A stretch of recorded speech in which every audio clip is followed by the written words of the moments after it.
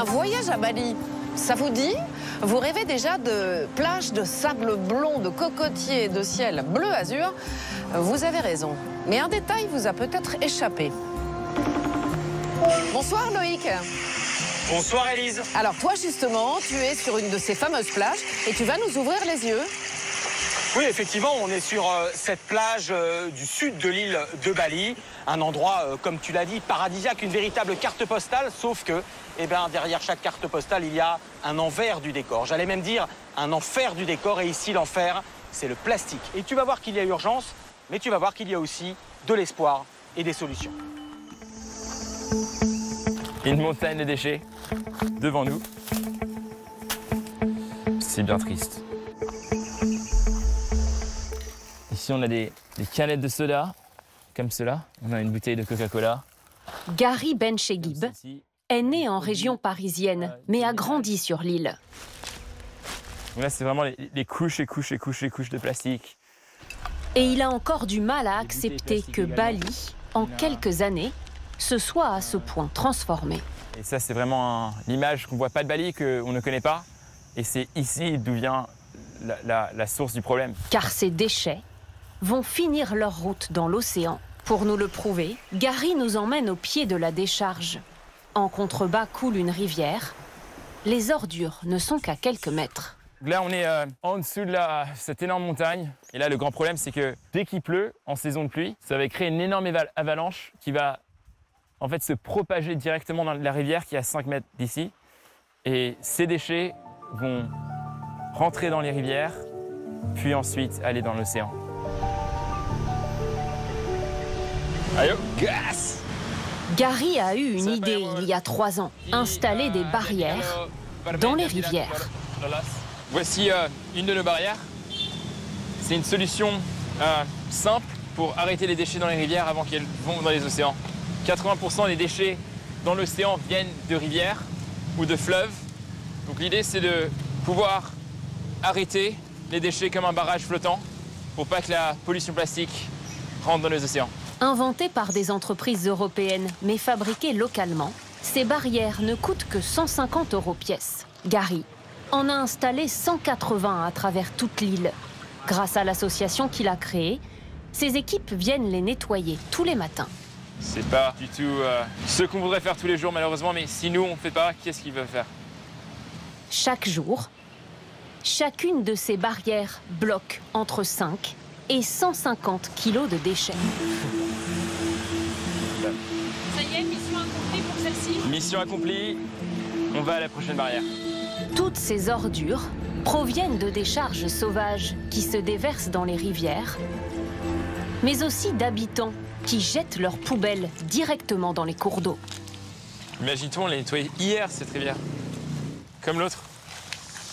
Qu'est-ce que c'est là, ce qu'on voit au loin? C'est un énorme sac de poubelle que quelqu'un vient juste de balancer dans la rivière. À Bali, il n'existe pas de système de ramassage ni de gestion de déchets. Alors les habitants font ce qu'ils peuvent avec leurs ordures ménagères. Les gens jettent derrière littéralement leur mur. Et une fois qu'ils jettent, avec les courants des rivières, c'est parti. C'est plus derrière chez eux. Ils ont réglé le problème, entre guillemets. En 3 ans, ces barrières ont permis d'empêcher 1500 tonnes de plastique d'entrer dans l'océan. C'est 11 fois le poids de la Statue de la Liberté. Une tâche titanesque que Gary ne mène pas seul, mais en famille, avec son petit frère Sam et sa grande sœur Kelly. Vous avez collecté combien? On a collecté 50 kilos sur Gadong.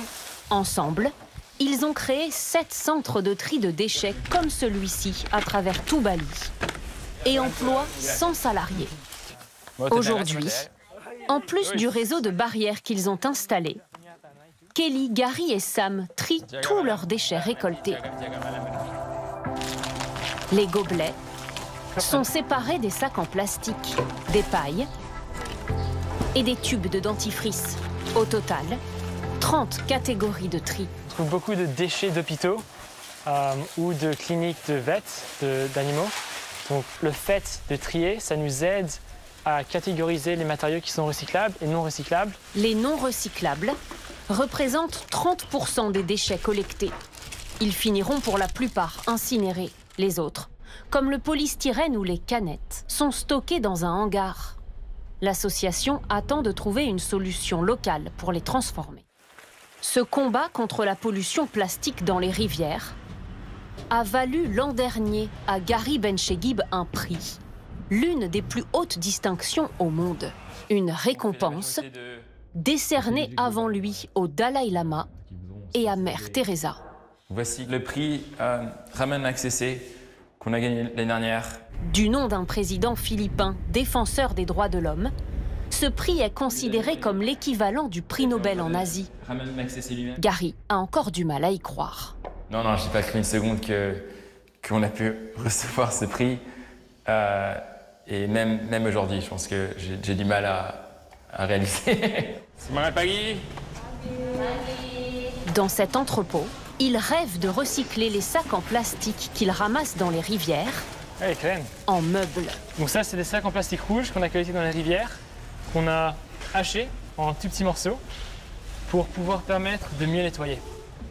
Le plastique doit être parfaitement propre pour être recyclé. On a plusieurs machines de lavage, en fait, donc on essaie de le séparer par couleur. Donc ça, c'est des sacs en plastique vert, on dirait presque de l'herbe, mais en fait, c'est du plastique. Donc là, on a du vert, là, on a du rouge encore, du vert, du bleu. Ces fragments seront ensuite chauffés puis pressés. Un processus que la fratrie veut garder secret, mais voici le résultat. Normalement très difficile à recycler, ces sacs en plastique trouvent ici une deuxième vie. C'est les sacs en plastique en zèbre, noir et blanc, qu'on trouve énormément à Bali. C'est souvent, tu les trouves dans les marchés ou dans les petits magasins. Et en fait, donc, un sac en plastique qui est utilisé pendant quelques secondes, qui peut être transformé en plaque. Et ce qui est super avec ce rendu, c'est qu'en fait, on voit les sacs en plastique sur la plaque. Découpées, ces plaques permettront de fabriquer des meubles de rangement, des tables et des chaises. Ça, c'est le dossier, ça, c'est l'assise. Donc là, c'est vraiment juste pour vous montrer un peu la façon dont on peut travailler le matériel. C'est vraiment comme du bois qu'on peut découper de toutes les manières qu'on souhaite. Leur rêve est de commercialiser cette production pour financer leur association. Ils ont besoin de 650 000 € par an pour fonctionner. Un budget couvert pour l'instant exclusivement par des dons et la participation d'une trentaine de mécènes, en grande majorité américains. Pour ce travail à temps plein, Kelly, Gary et Sam se versent chacun 2 800 € de salaire mensuel. Leurs planches en plastique recyclé vont devenir, ils l'espèrent, une nouvelle source financière. Elles pourraient servir par exemple à fabriquer des maisons, comme celle que vient de construire Gary. C'est ici, Ils sont trop mignons. sur ce terrain dont la famille est propriétaire, qu'il vit désormais. Donc, cette maison a été faite de 35 000 sacs blancs. Et voici l'intérieur. Donc, une très belle vue. Pour les murs intérieurs et les isolants, il a utilisé du carton, de l'aluminium et du bambou. Mais le mobilier, les extérieurs, la douche et la cuisine sont tous en planches de plastique recyclées. Et là, en fait, j'ai mes vêtements que je mets dans des boîtes. Et là, c'est couvert. Sur l'intérieur, j'ai utilisé des gobelets de plastique. Donc là, c'est des plaques de 6 mm qui ont été coupées et collées, comme un espèce de plaqué. Ce petit logement de 12 mètres carrés, alimenté à l'énergie solaire, lui a coûté 15 000 €. Là, ça fait 8 mois que la maison est finie. Ça m'a pris quand même 3 mois à la construire.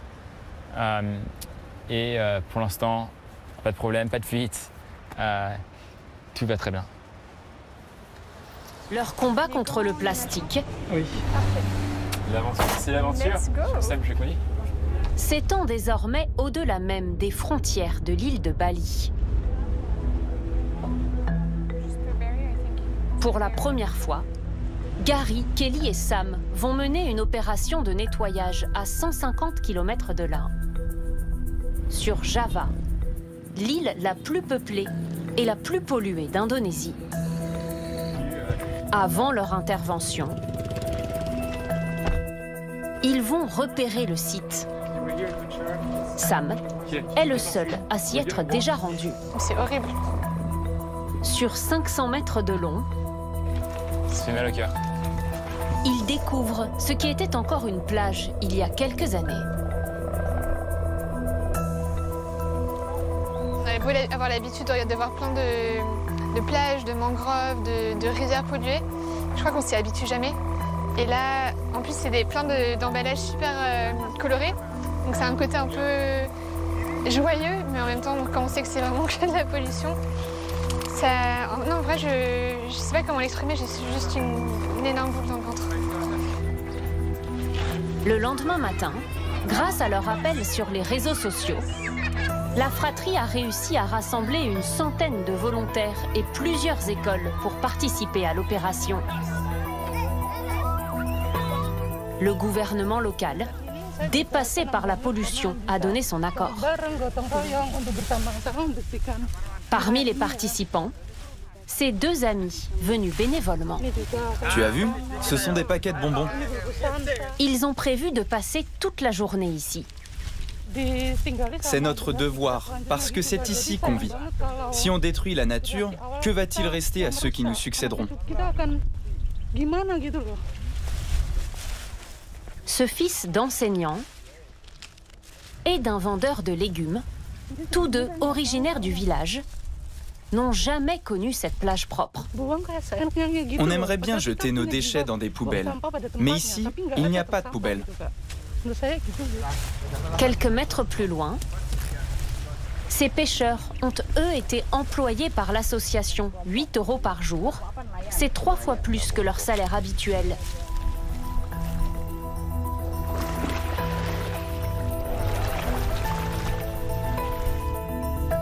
Les déchets sont si nombreux que Sam réalise qu'il leur faudra plusieurs semaines pour venir à bout de cette plage.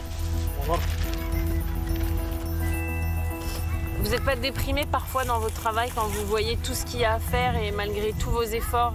C'est vrai que c'est démoralisant de voir ça et de voir à quel point cette plage est détruite. Et c'est vrai qu'il y a plein de plastique, mais je pense qu'on est très optimiste, on reste positif et avec beaucoup de monde, beaucoup d'aide, on peut arriver à tout ramasser. Je pense que c'est ça la beauté du travail qu'on fait. En fait, c'est vraiment en restant persistant qu'on peut voir de l'impact et du change. C'est vrai que c'est assez déprimant de temps en temps. Après Bali et l'île de Java, Gary, Kelly et Sam rêvent d'étendre leurs actions à toute l'Indonésie et envisagent même de se lancer dans les prochaines années ailleurs en Asie, aux Philippines et en Inde.